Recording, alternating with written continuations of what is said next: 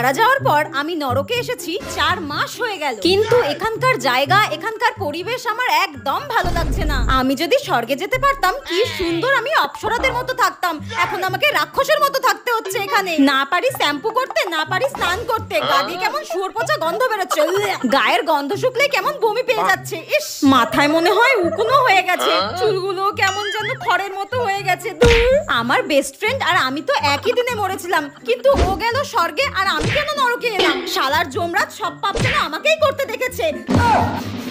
আমি নরকে হাঁটাহাঁটি করছিলাম, তখনই হঠাৎ আমার বেস্ট ফ্রেন্ডকে দেখতে পেলাম আর ওকে জিজ্ঞাসা করলাম, কি রে তোর তো স্বর্গে যাওয়ার কথা ছিল, তুই নরকে এলি কি করে? আমি তো এতদিন জানতাম তুই স্বর্গে গেছিস। আমার বেস্ট ফ্রেন্ড তখন বলল, না রে আমি এতদিন নরকেই ছিলাম, নরকের ওই কুয়োতে আমাকে বেঁধে রেখেছিল এতদিন। আমার বেস্ট ফ্রেন্ডের এই কথা শুনে তো আমি ভীষণ খুশি হয়ে গেলাম আর হাসতে হাসতে